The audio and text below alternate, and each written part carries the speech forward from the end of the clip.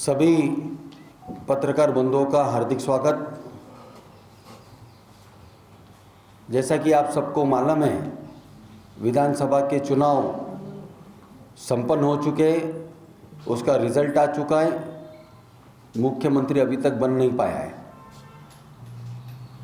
आज यहाँ पर आप लोगों को बुलाने का जो तात्पर्य है, पिछले दिनों हुए विधानसभा के चुनाव में महाराष्ट्र प्रदेश कांग्रेस कमेटी ने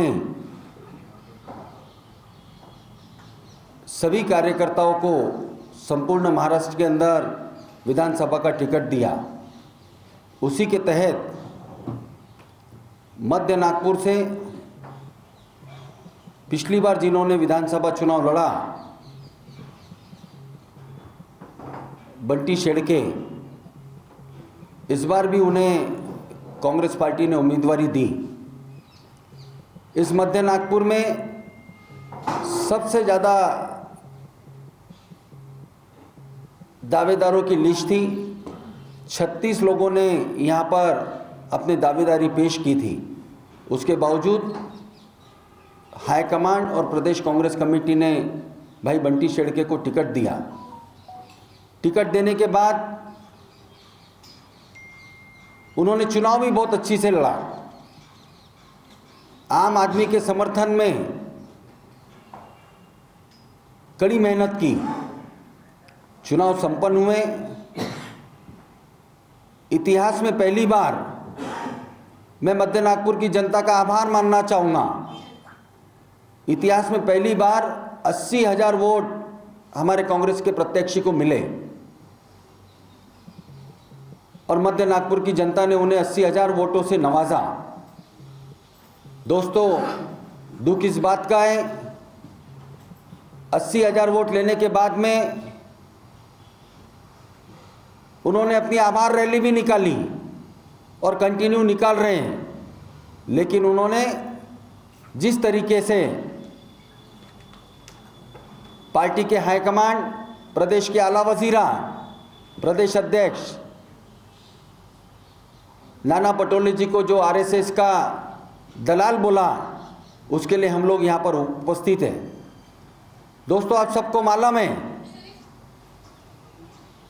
कि चुनाव आते रहेंगे, जाते रहेंगे, हार और जीत ये लगी रहती है। इसी निर्वाचन क्षेत्र से अनीस अहमद जी भी 6 वोट से हारे। हमारे बीच में दक्षिण नागपुर से जो चुनाव लड़े भाई गिरीश पांडव जी भी यहाँ उपस्थित है, मैं उनका स्वागत करता हूँ। चुनाव आते रहेंगे, जाते रहेंगे, लेकिन जिस तरीके से कांग्रेस पार्टी के समस्त कार्यकर्ताओं ने मध्य नागपुर में दिन और रात एक कर कर पार्टी के लिए उन्होंने देखा नहीं कि बंटी शेड़के की और कोई दूसरा है, सबने बहुत काम किया। इसीलिए आज 80,000 वोट उनको मिले हैं। उनके जो विरोधी प्रत्याशी थे भारतीय जनता पार्टी के प्रवीण दटके, वो 10,500-11,000 वोटों से जीते हैं। जीवन के अंदर जीत और हार चलते रहेंगी दोस्तों, लेकिन किसी पे आरोप प्रत्यारोप कर कर यह साबित करना गलत है कि नाना पटोले आरएसएस का दलाल है। हम आज उसका निषेध करने के लिए आप सबके बीच में आए। मेरा आपसे केवल इतनी गुजारिश है, आपके माध्यम से मैं बंटी शेड़के जी को बताना चाहता हूँ कि पार्टी का हर कार्यकर्ता आपके साथ में था, आपके हर रैली में मौजूद था, चाहे प्रदेश का है, चाहे बूथ का है, चाहे कार्यकर्ता, हर लेवल का कार्यकर्ता उनके साथ में था। लेकिन ऐसे अपशब्दों का प्रयोग कर कर आने वाले समय में आप पार्टी का जो नुकसान करने जा रहे हैं, यह बहुत गलत बात है। और भी अन्य मेरे सब साथी हैं, ये अपनी अपनी बात रखेंगे। मैं केवल इतना ही कहना चाहूँगा कि भाई बंटी शेड़के जी, आप जिस तरीके से पार्टी के हाईकमांड को, शहर अध्यक्ष विकास ठाकरे जी को जो अपशब्दों का प्रयोग कर रहे हैं, यह कांग्रेस की नीति नहीं है। आपको अगर बोलना था, राहुल गांधी से मिलकर अपनी बात रखना था, खड़गे जी से मिलकर अपनी बात रखना था और उस बात को अपने परिवार में रखना था, न कि और जगह रखकर अपना पब्लिक के बीच में यह बात रखी जाएंगी। मैं भाई प्रशांत धवल जी से निवेदन करूंगा कि वे भी अपनी बात रखें।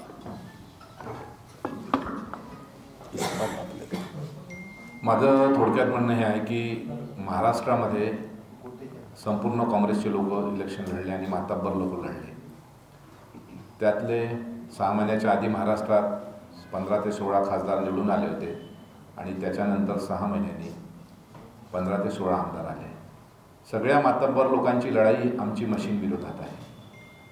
आमची काँग्रेसनी काम केलं नाही, कार्यकर्त्यांनी काम केलं याच्याबद्दल लढाई नाही. बंटीजी शेळके यांना तिकीट दिली. काँग्रेसमध्ये ते 10-12 वर्ष आधी आले. इथे सिनियर सगळे 30-30, 40-40 वर्षांचे लोक बसले आहेत, ज्यांच्या महानगरपालिकेच्या तिकीट कटल्यानंतरही त्यांनी अध्यक्ष आणि कोणालाही मान सन्मानानेच बोलले सगळ्या गोष्टी.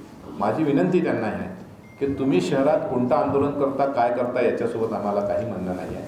तुम्ही इलेक्शन चांगल्या पद्धतीने लढले, तुम्हाला मध्य नागपूरच्या सगळ्या लोकांनी मदत केली. माझं पर्सनल प्रशांत धवडचं हे म्हणणं आहे की त्यांनी कोणत्याही शहर अध्यक्षांच्या विरोधात, महाराष्ट्र प्रदेश अध्यक्षांच्या विरोधात उगीचीच वाच्यता करू नये, नाही तर आम्हाला त्यांना जशान तसं उत्तर द्यावं लागेल.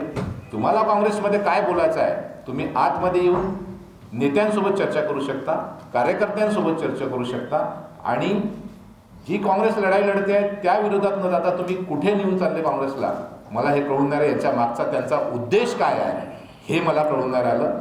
त्यांनी त्याची बाजू आपली सावरावी आणि त्यांना समोरवरच्या नेत्यांना काय म्हणत ते म्हणायचं आहे. आम्ही आमच्या अध्यक्षांच्या, शहराच्या अध्यक्ष आणि महाराष्ट्राच्या अध्यक्षांच्या विरोधात कोणताही शब्द म्हटलेला सहन करणार नाही.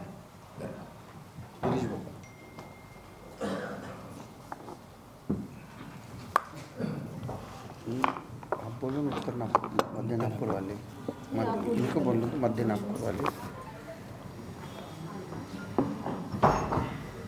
मैं महाराष्ट्र प्रदेश कांग्रेस कमेटी का प्रदेश सचिव हैदर अली दोसानी, मैं भी मध्य नागपुर से कांग्रेस की उम्मीदवारी मांगा था.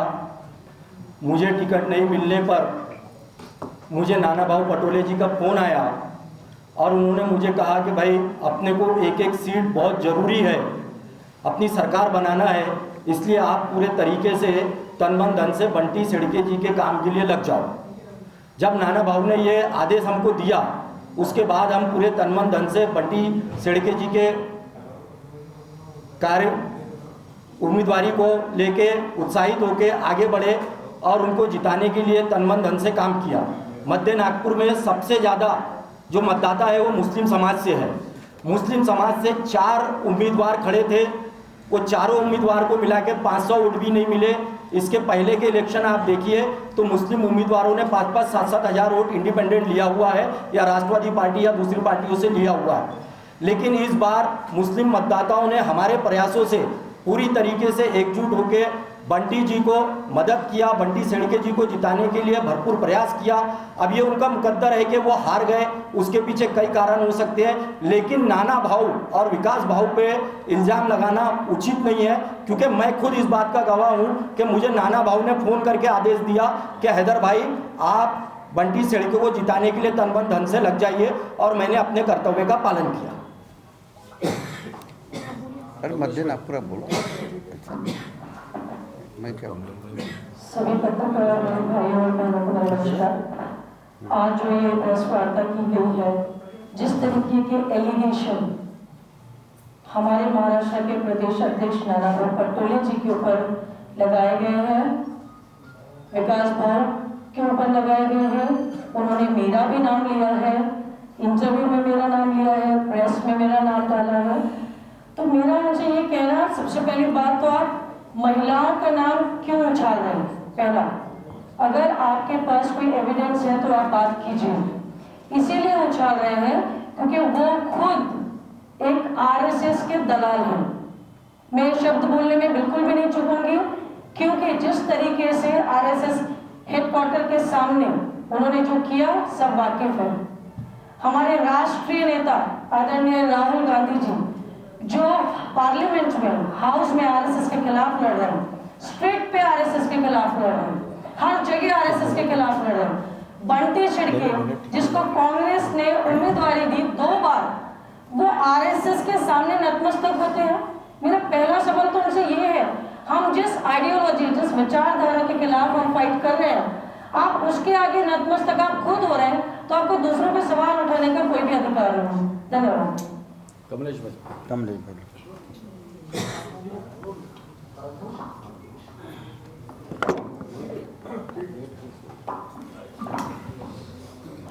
जैसा कि भट्टी भाई ने आरोप लगाया कि मस्जिद अख्तर के कमर जनरल ने काम नहीं किया, ये सरासर गलत है। एक दिन अवराज पांडे जी का मुझे फोन आया कि कमलेश में एक दिन के लिए 24 घंटे के लिए नाप कराया और मेरे 4-5 सभा लगा दो। सभा नहीं लगती होगी तो पदयात्रा लगा दो, पॉम्पलेट बांटने का काम होगा, वो भी अपन कर लेंगे। एक 1-1.5 घंटा में देने को तैयार हो गए उम्मीदवार को। तो पहले दिन की सभा सुरेंद्रगढ़ की लग गई विकास ठाकरे जी के लिए, दूसरी सभा बंटी शेड़के की मॉडल मिल के लिए लग गई। समय तय हो गया। बंटी शेड़के का मुझे फोन आया कि काका पब्लिक बहुत जमा है यहाँ पे, भैया को आप तुरंत लेके आओ, आप वहाँ सुरेंद्रगढ़ जाकर लाओगे तो वो समझ आएंगे। तो मैंने भैया को रिक्वेस्ट करके मॉडल मिल के सभा में ले गया। फिर विकास ठाकरे की सभा में सिर्फ 15 मिनट हमको मिले, सबसे पहले इनको समय दिया। उसके बाद में जैसा उन्होंने कहा कि प्रियंका गांधी की रैली में मैं खुद था, कोई उन्होंने रिस्पॉन्स नहीं आए मिले। हम सब लाइन से, आसिफ कुरैशी हमारे ब्लॉक अध्यक्ष और कई लोग वहाँ खड़े थे गांधी गेट पे, हम साथ में थे हम लोग वहाँ पे। उसके बाद में मेरे वार्ड में, खुद के वार्ड में, मस्का साहब वार्ड में जहाँ रहता हूँ मैं, मेरे वार्ड में 3 सभा हुई, मस्का साहब में, पीली मार्बत में, गुरुबर चौक में। मुझे खबर ही नहीं कि मेरे वहाँ पे सभा हो रही और मेरे को लोग पूछ रहे, फ़ोन कर रहे, वो अब दिख नहीं रहे। उसके बाद में फिर मुझे एक दिन मालूम पड़ा कि वहाँ से महल से पदयात्रा नंगा पुतला होते मेरे वार्ड में आ रही। तो मैं भागते दौड़ते गया और अतुल कुटेजा को मैंने फ़ोन किया नंगा पुतला से फ़ोन किया। तो बोले कमलेश भाई मैं जब से था मैं भी घर पे आया हूँ, आप कंटिन्यू करो, मैं आपसे मिलता हूँ। तो वो पदयात्रा घूमते घूमते मारवाड़ी चौक जाने वाली थी, लेकिन उन्होंने वहाँ भारत माता चौक में खत्म कर दिया। तो वहाँ पे तौसीफ है, तौसीफ की थोड़ी सी झंझट भी गई वहाँ से, क्योंकि इसके घर के सामने 50 लोग खड़े थे चौक करने के लिए। तो हर कमर जनरल ने अपने इससे काम किया।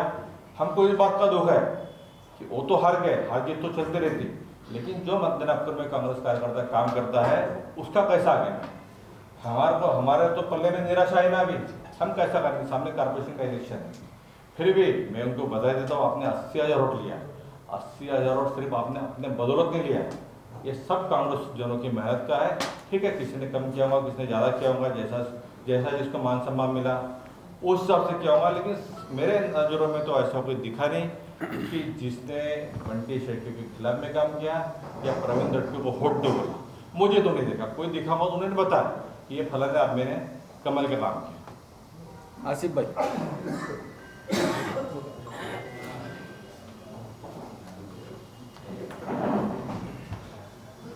नमस्कार। देखिए, जो भी हम लोग अभी 2-3 दिन से देख रहे हैं जो टीवी कवरेज पे चल रहा है, जो बंटी शेट्टी ने जो एलिगेशन लगाया हुआ है, ये एक प्रदेश अध्यक्ष पे एलिगेशन लगाया हुआ है कि वो आरएसएस के एजेंट है। ऐसा हम लोग इतने सालों से काम कर रहे हैं नागपुर शहर में, आप लोगों ने देखा होगा सभी, ऐसा हमने कहीं देखा नहीं। क्योंकि जिस तरह से उन्होंने काम किया और किस तरह से हार हुई है आप सभी को मालूम है। हार का कारण क्या है, कैसे वोट बढ़े, क्या बढ़े, ये सब आप लोगों को मालूम है। उस पर हम लोगों का काम चल रहा है। लेकिन ये जो एलिगेशन लगाया है बेबुनियाद है। हमें नहीं लगता कि जिस तरह से उन्होंने एलिगेशन लगाया है कि किसी भी मध्य नागपुर के किसी भी कार्यकर्ता ने जो जिद से दिल लगाकर जो काम किया है वे आप सभी को मालूम है। इसी के कारण 80,000 वोटों तक वो जा पाए, क्योंकि लास्ट ईयर 70,000 को वोट मिले थे उनको, इस बार 80,000 वोट। ठीक है, हम लोगों में कुछ कमियां रह गई होंगी, लेकिन इसका मतलब ये नहीं है कि किसी संगठन के किसी पदाधिकारी ने उनको साथ नहीं दिया। हम लोगों ने हर मौके पर जहाँ जहाँ पदयात्रा हुई, जहाँ जहाँ उनकी सभाएं हुई, हम लोग उनके साथ थे, दिल से साथ थे। लेकिन ये मंच नहीं था जिस तरह से उन्होंने अपने बातों को रखी। मुझे नहीं लगता कि जो भी किया है उन्होंने, बंटी शेट्टी ने जिस तरह से जो भी भाष्य हमारे प्रदेशाध्यक्ष पे किया हुआ है और हमारे पूरे मध्य नागपुर के जितने महाराष्ट्र प्रदेश कांग्रेस कमेटी के जितने भी पदाधिकारी हैं, मैं भी एक पदाधिकारी हूँ, अतुल कोटेजा कमलेश समर भी पदाधिकारी है, हमारे हैदर भाई भी पदाधिकारी है। इसका मतलब ये नहीं कि हम लोगों ने काम करना दिल से काम किया हुआ है। इसलिए मैं समझता हूँ कि उन्होंने जो भी किया वो गलत, जो भी अब जिस तरह से उन्होंने जो भी यूज़ किया, अपनी भाषा जो यूज़ की वो गलत है। और हम उसका खंडन करते हैं और हम उसको निषेध करते हैं। निषेध करते हैं। धन्यवाद। ठीक है।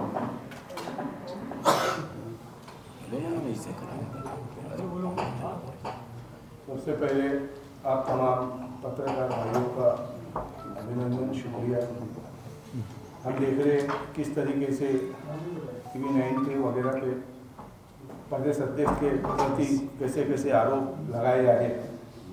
वो प्रदेश अध्यक्ष जिसने अपना लोकसभा का कार्यकाल छोड़कर बीजेपी को एक लात मार के कांग्रेस पार्टी में शुमार हुआ, ऐसे प्रदेश अध्यक्ष के ऊपर में जिन्होंने आरोप लग रहे हैं, मैं पूछना चाहता हूँ जिस जो आदमी ऐसे आरोप लगा रहा है, लोकसभा के इलेक्शन के अंदर में आप वोट लेके कहाँ चले गए? आपने लोकसभा के अंदर में कांग्रेस पार्टी के उम्मीदवार का काम नहीं किया, लेकिन उसके बावजूद भी हमने तमाम बाजुओं को साइड में रखते हुए हमारी पार्टी ने जिस कैंडिडेट को हमको यहाँ पे उम्मीदवार के रूप में दिया, मध्य नागपुर की तमाम जनता ने भरपूर उसको योगदान दिया। आज आपको 80,000 वोटों का मतदान करते हुए एक घनिष्ठ मुस्लिम समाज के अंदर में जहाँ पे एक निर्दलीय उम्मीदवार ने 8,500-9 हज़ार वोट लिया था और यहाँ से 8 कैंडिडेट खड़े होने के बाद में 1,000 वोट उनको नहीं जाते हुए तमाम वोट माननीय बंटी जी शेरके साहब को यहाँ पूरा मतदान किया गया। उसके बावजूद भी वो अपनी पार्टी के वरिष्ठ पद अधिकारियों के ऊपर में आरोप लगा रहे हैं। ऐसे आरोप लगाना ऐसे नेताओं को ज़ैब नहीं देता। इन्होंने माफ़ी मांगना चाहिए और बिल्कुल माफ़ी मांगना चाहिए। हम लोग इस बात का खंडन करते हैं और मैं आपसे दिल की गहराइयों से आप तमाम पत्रकार भाइयों का धन्यवाद अर्पित करता हूँ। जय हिंद, जय भारत। बंटी शेरके के यदि आरोप बेबुनियाद है तो प्रदेश कांग्रेस कमेटी क्या कार्रवाई करने वाली है? वो एक मिनट ये बोल देते हैं। और है क्या? प्रदेश कांग्रेस कमेटी ने आपने देखा होगा कि उनको एक नोटिस दिया हुआ है, शोकॉज नोटिस दिया हुआ है, जो भी उन्होंने कहा हुआ है। अब हमारे प्रदेशाध्यक्ष उस पर कार्रवाई करेंगे। अगर वो जवाब देते हैं तो उसके हिसाब से शायद बंटी शेरके का आरोप है कि उनको नोटिस दिया है, लेकिन उन्होंने बोला वो कायम है और उसका जवाब राहुल गांधी जी को देना। जी, उन्होंने जो आरोप लगाए हैं वो अपने आरोप पर कायम है और जो नोटिस दिया है उसका जवाब राहुल गांधी के पास जाकर देंगे, ऐसा बोला है। नहीं, वो प्रदेश देखिए, प्रदेश कांग्रेस कमेटी के अध्यक्ष जो हमारे महाराष्ट्र के जो इंचार्ज है रमेश चेन्नीतला जी, उनके निर्देश पर प्रदेश अध्यक्ष ने ये लेटर इशू किया हुआ है, क्योंकि उन्होंने और ये जो भी है ना अनुसार हमारी एक डिसिप्लिनरी कमेटी है, वहाँ पर ये जब उनका सब पूरा जवाब जाने के बाद में, पूरा डिस्कस होने के बाद में ही कार्रवाई होगी। नोटिस दिया हुआ, शोकॉज नोटिस।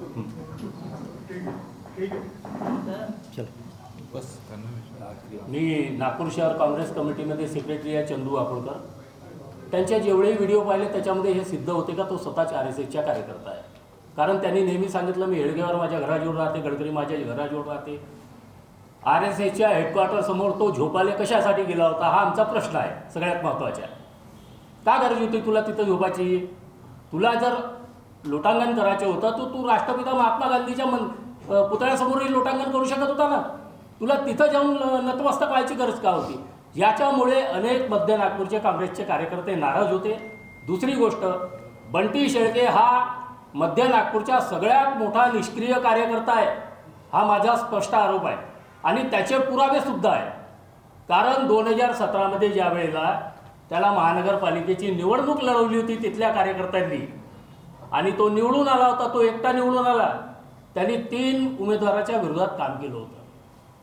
तो निवडून आल्यानंतर त्यांनी 5 वर्षामध्ये महानगरपालिकेच्या फंडातून साधं 50,000 रुपयाचं काम नाही केलं त्या प्रभागात. हे सगळ्यांना माहीत आहे. त्यांनी विरोधी पक्ष नेत्याचे कार्यालय फोडलं होतं, पण तो महापौरचे कार्यालय फोडू शकला नाही त्यावेळेला.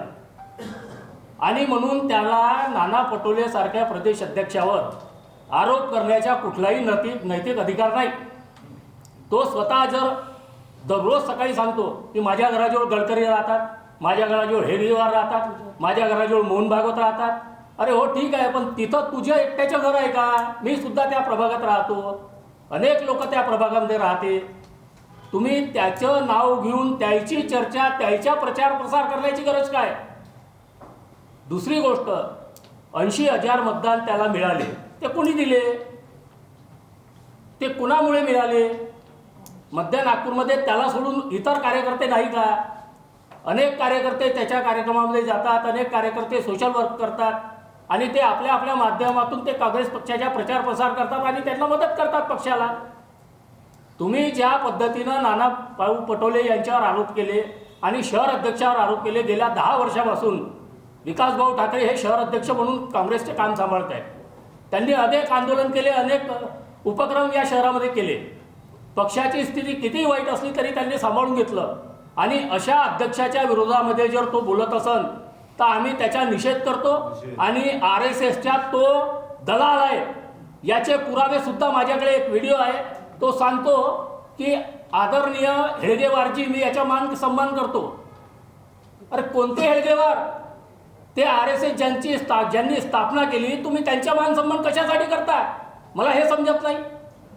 वारंवार तुम्ही तेच गोष्ट आपल्या व्हिडिओमध्ये टाकता. दररोज तुम्ही सकाळ संध्याकाळ तुम्हाला कामधंदे नसल्यासारखे तेच गोष्टी वापरता. आमच्या या सर्व गोष्टीला विरोध आहे. त्याच्यानंतर त्यांनी ज्या पद्धतीने तो ॲक्टिव्हिटी करत असतील त्याच पद्धतीनं आम्ही त्याला उत्तर देऊ. त्यांनी समजून जावं. त्यांना जे काही विषय मांडायचे असतील त्यांनी आमचे पक्षाचे अध्यक्ष राहुलजी गांधी यांच्याकडे लेखी तक्रार करावी, ज्याची कंप्लेंट करायची असेल करावी. पण त्याने अशा पद्धतीनं रस्त्यावरून जो तो तमाशा दाखवत असतील तर त्याला उत्तर प्रत्युत्तर आम्ही देण्यासाठी समर्थित आहोत. धन्यवाद. नाही, राहुल गांधीने देवळ्या काँग्रेस भवनामध्ये बंटी शेळकेंना आता मीटिंग घ्यायची होती. त्यांनी मेसेज करून कार्यकर्ते बोलावले. त्यांचा आरोप आहे की त्या गेटला लॉक लावून ठेवण्यात हो, लावला ना. नाही, ते साफसफाईसाठी आधीच डिक्लेअर झालं होतं. 3 दिवस ते गेट. कोई भी मीटिंग देवड़िया भवन में लेने के लिए अध्यक्ष से परवानगी लेना पड़ता है. अध्यक्ष से कोई एक मिनट,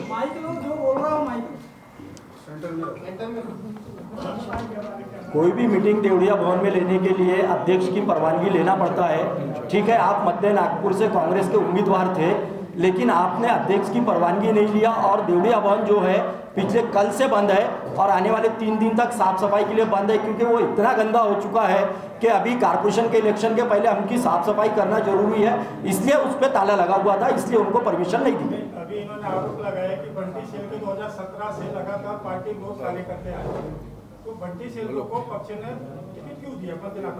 अभी तो पक्ष के जो वरिष्ठ पदाधिकारी है उनसे आपने ये सवाल करना चाहिए. हमारा मत तो ये था कि उनको टिकट नहीं मिलना चाहिए, लेकिन उनको टिकट मिली तो हमने तन मन धन से उनका काम किया. फिर आरोप क्यों लगा रहे? विरोध क्यों नहीं किया आपने जब वो निष्क्रिय कार्यकर्ता थे कांग्रेस के मध्य नागपुर से? अभी इन्होंने कहा कि निष्क्रिय थे, दलाल थे वगैरह वगैरह, तो उसका आपने विरोध क्यों नहीं किया? नहीं, कैसा है कि वो यूथ कांग्रेस के ऑल इंडिया के पदाधिकारी होने के वजह से, जनरल सेक्रेटरी होने के वजह से उनको यूथ कांग्रेस के कोटे में टिकट मिल गई. पार्टी का कुछ धोरण रहता है, उस धोरण के तहत उनको टिकट मिल गई. इसके लिए जो है हम उसमें कुछ नहीं कर सकते थे, इसलिए हम बेबस थे उस मामले में. आज आपके वरिष्ठ नेता क्यों नहीं आए और कब आएंगे? बहुत जल्दी आएंगे, क्योंकि आज इसलिए नहीं आए कि नाना भाऊ यहाँ है नहीं और विकास भाऊ भी यहाँ है नहीं, इसलिए आए नहीं. लेकिन प्रदेश पदाधिकारी यहाँ सब जो नागपुर के हैं वो उपस्थित है और इसलिए हम लोगों ने ये पत्र परिषद लिया. सभी लोग यहाँ बैठे हैं, वो तो सीधे नाना पटोले पे आरोप लगा रहे हैं. आप लोगों की क्या डिमांड है? बंटी के साथ कैसा सलूक किया जाए? बंटी को नोटिस दिया गया है, तो आप लोगों की एक सवाल का जवाब दीजिए. इतने लोग बोलेंगे तो आप लोग बताइए कि उसके साथ क्या करना चाहिए, क्या होना चाहिए? वो दलाल को निष्कासित करना चाहिए. पार्टी से निष्कासित करना चाहिए. पदाधिकारी जो है, जो पदाधिकारी है, जो आप ही बोलो ना. नहीं, हमारी डिमांड यही है कि उन्होंने जिस तरीके से प्रदेश अध्यक्ष के ऊपर और शहर अध्यक्ष के ऊपर इल्जाम लगाया है, हम उस बात का निषेध करते हैं और पार्टी से उन पर कड़ी कार्रवाई करने का आग्रह करते हैं. कांग्रेस में ये डिफरेंसेस क्यों आते हैं बार-बार, हर बार इलेक्शन होने के बाद क्यों होता है? देखिए, कांग्रेस एक समुंदर है, इसमें काफी लोग होते हैं, सबकी अपनी विचारधारा है. कहीं ना कहीं कार्यकर्ताओं की विचारधारा टकरा जाती है, तो इस तरीके से कुछ बातें आ जाती है. ये गेंद राहुल गांधी जी के पाले में है। आपको क्या लगता है कि आपके लिए न्याय मिलेगा या बंटी को फिर से अवैधान मिलेगा? नहीं, हमें लगता है कि हमें न्याय मिलेगा। ये अपने राहुल गांधी से बात उठाई गई है जो आपने नहीं, जल्दी ही हम राहुल जी से सब जाके मिलने वाले हैं और इस बात को राहुल जी के सामने रखने वाले हैं। धन्यवाद। सर, आपका पुराना गुस्सा बंटी शेट्टी साफ नजर आ रहा है, उनके हार की वजह तो नहीं है ये सब?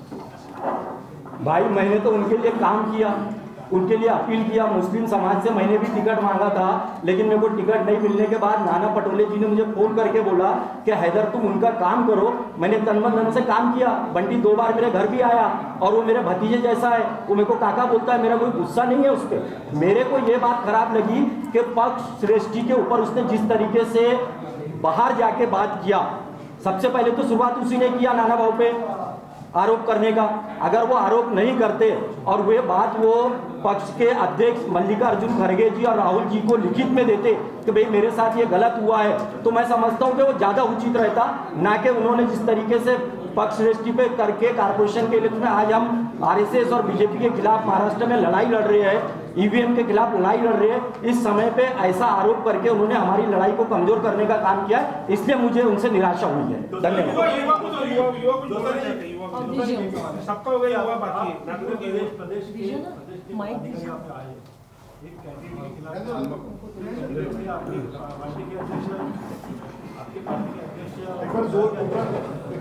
अध्यक्ष और शहराध्यक्ष के खिलाफ जो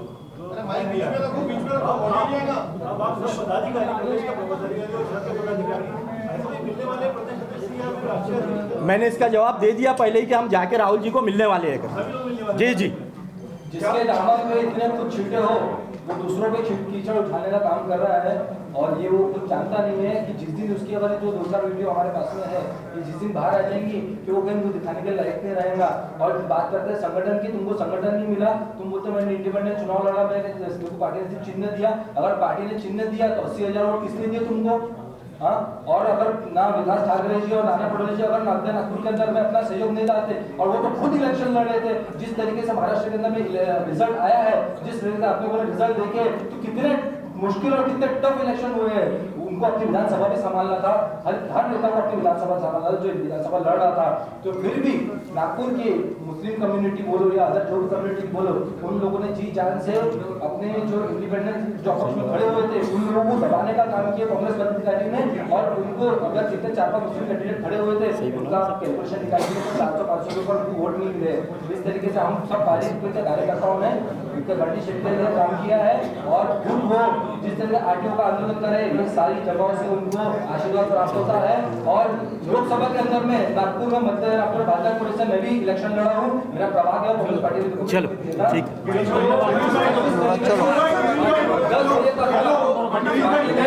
10 बजे तक लगे थे और गिरीश पांडव जी आपको बस तौसीफ आप साउथ नागपुर से इलेक्शन लड़ रहे, कांग्रेस की टिकट पे लड़े। शेलके ने जो आरोप अपने एमपीसीसी पे जो लगाया है और पार्टी पे जो लगाया है, क्या आपको उससे आप सहमत है? क्योंकि आप भी एक प्रत्याशी थे, आप भी एक थोड़े वोटों से वहां से हारे, पिछले बार आपका डिफरेंस बहुत ही कम था। ऐसा लगता है कि पार्टी ने आपको कहीं सपोर्ट आपको नहीं मिला, नीचे जो कार्यकर्ता रहते हैं उनका आपको सपोर्ट नहीं मिला, आप अकेले पड़ गए थे ऐसे इलेक्शंस में? देखिए, मैं एक दक्षिण नागपुर का उम्मीदवार ये नाते से जो लास्ट टाइम भी मैं इलेक्शन लड़ा था इस पर खड़ा हूँ।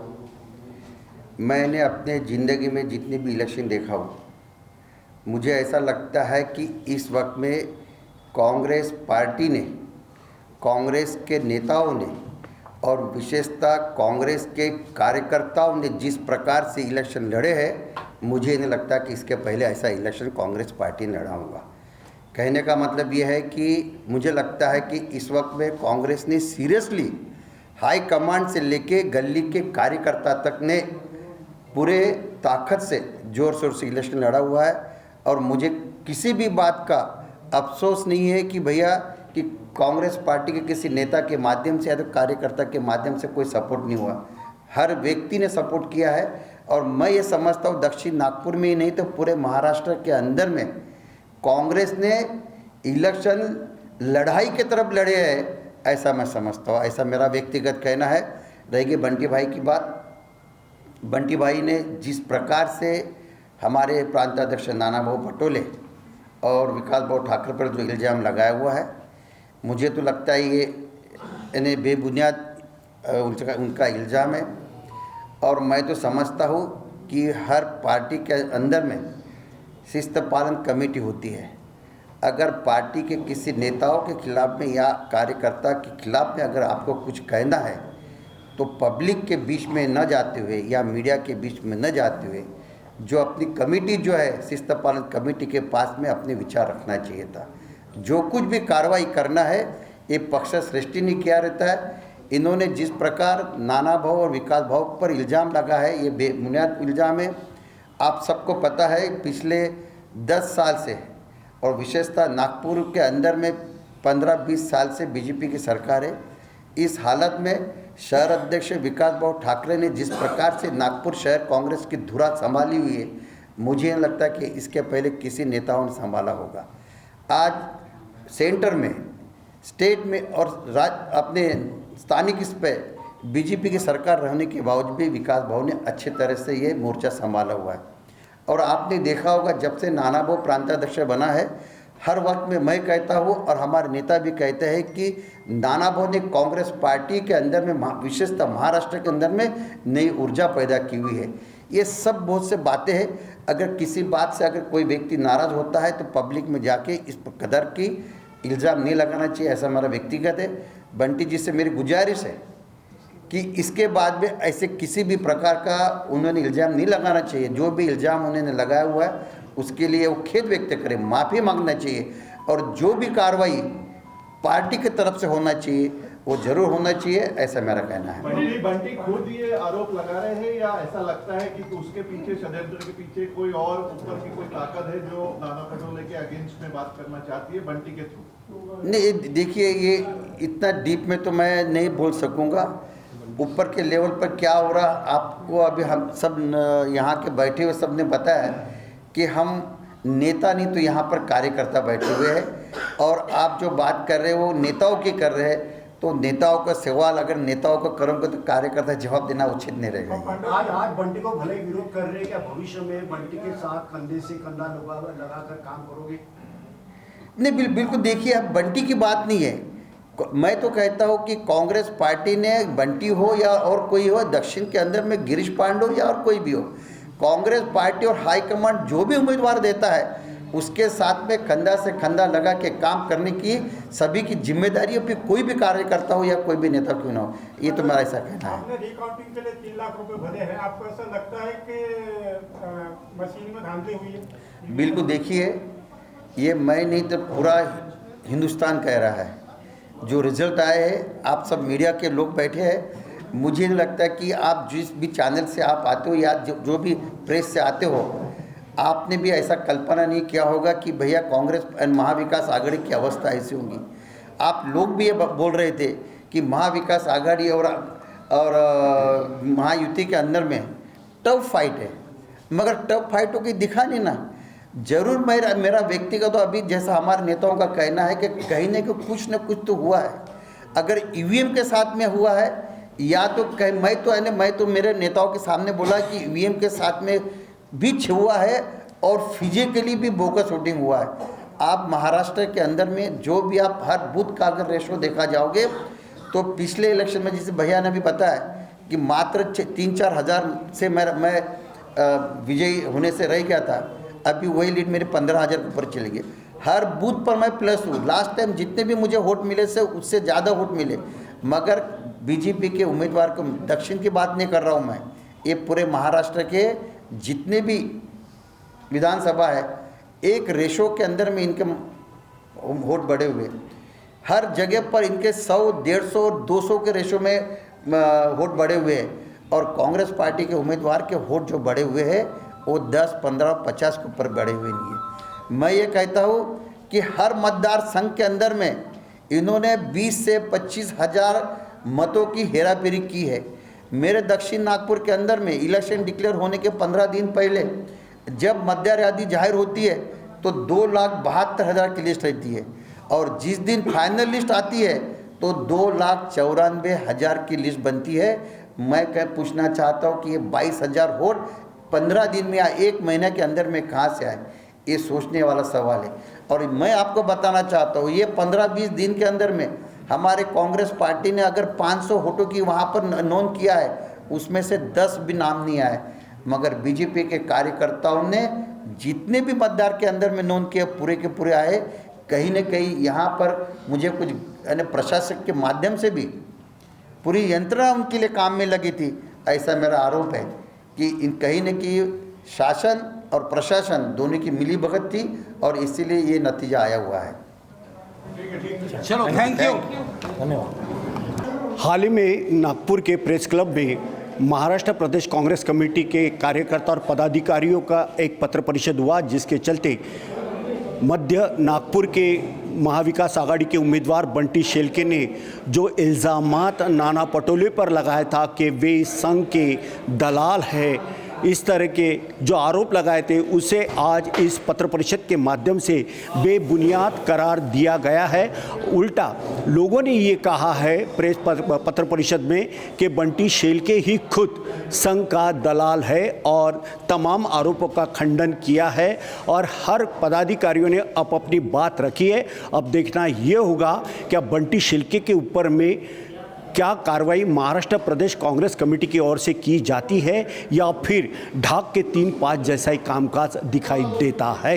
नागपुर के पत्र परिषद से वीडियो जर्नलिस्ट दिनेश के साथ संजय मिरे, एच न्यूज नागपुर। अरे वाह, पिकनिक की तैयारी? अब बेटा हम ठहरे डायबिटीज के पेशेंट, इस उम्र में पिकनिक वगैरह तो ना हो पाएगा, ज्यादा बैठने से पैरों में सूजन भी। तो फिर इतनी सारी दवाई क्यों? 90% ऑफ डायबिटिक पेशेंट की शुगर सिर्फ अप्रोप्रिएट डाइट थेरेपी से कंट्रोल की जा सकती है। अच्छा, अब क्या करें? पूरे इंडिया में अप्रोप्रिएट डाइट थेरेपी के 50+ सेंटर्स है, तो आज ही अपनी अपॉइंटमेंट बुक कराएं और डायबिटीज के सोल्यूशन पाएं। आज ही अपने कंफर्मेटरी टेस्ट कराएं सिर्फ एप्रोप्रिएट डाइट थेरेपी से।